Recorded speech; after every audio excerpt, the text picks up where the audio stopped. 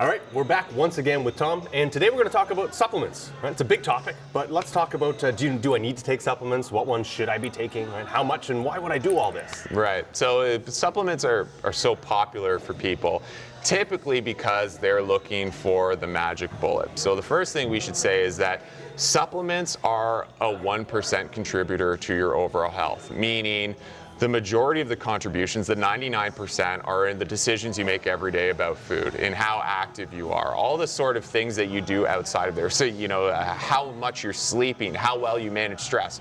These are the important factors that make a difference in every aspect of your body. But most people look at that the other way and they start with the supplements first. What's the shake I can take? What's the pill I can pop? What's the thing I can put in my body that relieves me from having to do the hard work?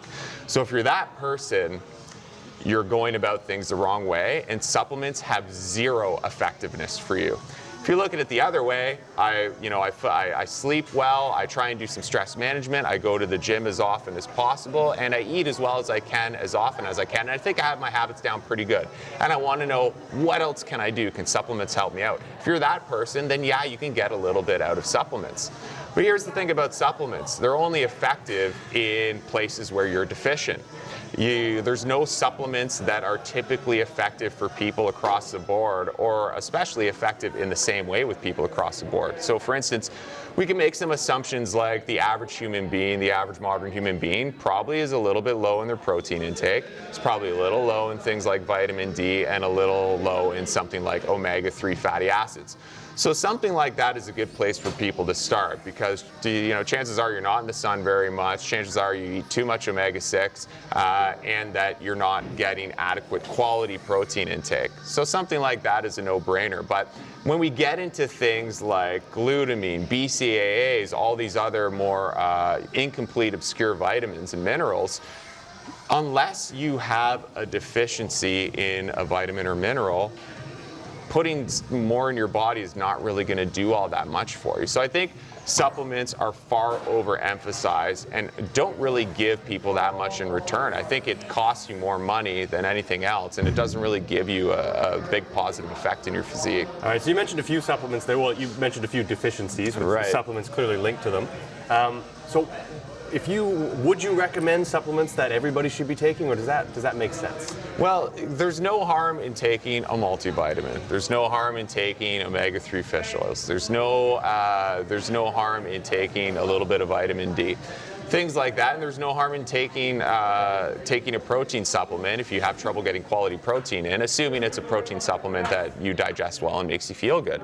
Everything outside of that, I would say, unless you're getting blood work done and it's saying you have a problem in these areas, try supplementing with this. Even then, I would say try and get those deficiencies filled in with whole foods first. And if you just can't seem to do it with whole foods, then try supplementation. But aside from that, those would be the basic ones that I say, but anyone can try.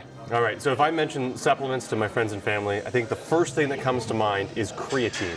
Yeah. All right, so can you talk for just a moment about creatine? What is it? What does it do? Why would I take it? If you're an athlete, creatine is probably one of the most effective, well-studied supplements you could ever take. As far as safety, effectiveness, all those sorts of things, very well researched, very effective, and it's super cheap. Yeah. So creatine is something where if you have higher concentrations of creatine in your muscle, you will likely have harder contractions, and it has been clearly shown to increase strength potential in people.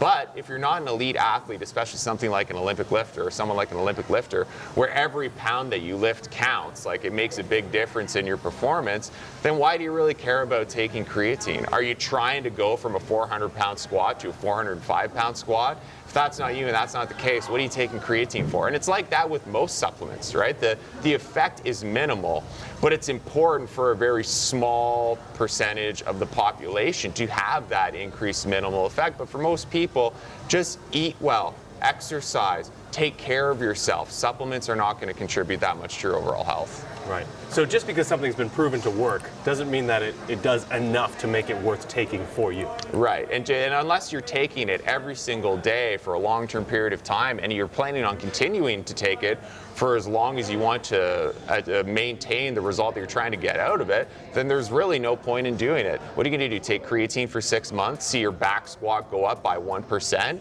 and then stop taking it and just have it go back down again? And is it realistic that you're just going to be popping all these pills and taking all these supplements for the rest of your life? If you're a sponsored bodybuilder or power lifter or Olympic lifter, and this is your life, then yeah, get that 1%. But if you're the average person, save your money and buy better food is probably a better way to go. And it also, stay away from the mentality that a pill you take is going to contribute to your body, because it plays into that quick fix mentality. And what can I do aside from hard work in order to get the things I want? And the answer is nothing. You have to do the work. Yeah. So a lot of people want to ask, do supplements work, do they not work? The answer is it's a little bit more complicated. They may work but not be worth taking for you. There are bigger picture items that you should probably be thinking about. Most supplements work under very specific circumstances to a very, very minimal degree. We'll say that. That's what you can get out of supplements, so the average person is wasting their money on most of the supplements they buy. All right. Well, it's time for my protein shake. I got to run. Yeah, hit it. Thanks, Tom.